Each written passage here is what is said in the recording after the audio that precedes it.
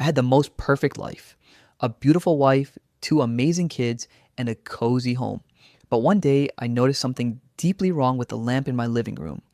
And that single piece of furniture changed my entire existence forever. But to understand why a simple lamp made me question my own sanity, we have to go back to the day I fell off my bike. It was a completely normal Tuesday afternoon. I was riding my bike back from campus when my front wheel hit a massive crack in the pavement. I lost control instantly. I flew over the handlebars and my head met the concrete at full speed. Everything went black. When I woke up, the bright lights of a hospital room hurt my eyes. A young, kind-hearted nurse named Maya was standing by my bed. She smiled at me, and in that exact second, something clicked. Long story short, after I got discharged, I asked her out for coffee. We fell deeply in love. Fast forward a few years.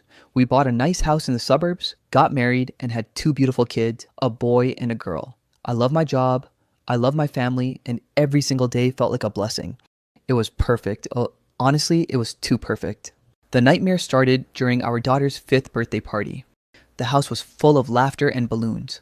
But as I was sitting on the couch, my eyes randomly drifted to the lamp standing in the corner of the living room. It was just a regular, cheap lamp, but it looked wrong. I blinked, thinking my eyes were tired, but the feeling didn't go away. The perspective of the lamp was completely inverted. It had no depth. It cast no shadows on the wall behind it, even though it was turned on. It looked like a poorly rendered 3D model, a literal glitch in a video game. I stood up and got closer. I stared at the lampshade, completely mesmerized. I couldn't look away. That's when Maya noticed me. "Honey, what are you doing? You've been staring at that light bulb for 3 hours now. The guests are leaving and the cake is getting cold." "Maya, look at the lamp. Don't you see it? The depth is wrong. It looks like it's bleeding through the floorboards. It's not real." She stared at me for a moment and then she smiled. But her smile was unnaturally wide, almost stretching from ear to ear. Her eyes stayed completely dead. "It's just a lamp, sweetie. Don't worry about the background assets. Now sit down and eat your digital dinner." My heart dropped. What did you just say? Digital dinner?" Her face instantly snapped back to normal, like a robot resetting its programming. I said, "Eat your dinner, honey. You're just tired." But I wasn't tired. I couldn't stop staring. Days turned into weeks. I stopped going to work. I stopped eating. I didn't sleep. I just sat on the living room floor right in front of that lamp, watching its light pulse in a way that made my brain hurt. My kids would come into the room and ask me to play, but when I looked at them, their faces were blurry, like an unfinished painting. Maya was constantly crying, begging me to look at her, but every time she touched me, her hands felt like warm smoke. The entire world was dissolving around me, pixel by pixel. The lamp was the only solid, real object left in my universe. Finally, I couldn't take the madness anymore. I stood up, trembling, and reached my hand out toward the glowing lampshade. I needed to know if it was real. The second my fingertips touched the surface, a violent shockwave ran through my entire body, and a loud, metallic crack echoed through my head. "Hey buddy, wake up, stay with me.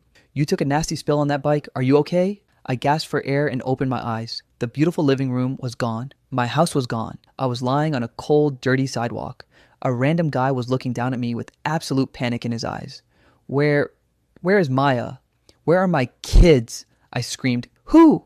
"Man, calm down, don't move. You hit your head real hard. You've been passed out for like 2 minutes. The EMTs are on their way. Just lay still, buddy." 2 minutes. 10 years of my life. My career. The smell of my wife's hair. The sound of my children's laughter. Every single holiday. Every single memory. All created by my damaged brain cells in exactly 120 seconds. I woke up a single guy on a wet sidewalk. I never found Maya, but I still miss my family every single day. Look around your room right now. Are you sure it's real? If you've ever experienced a glitch in reality, leave a comment below. Let's figure out if we're awake.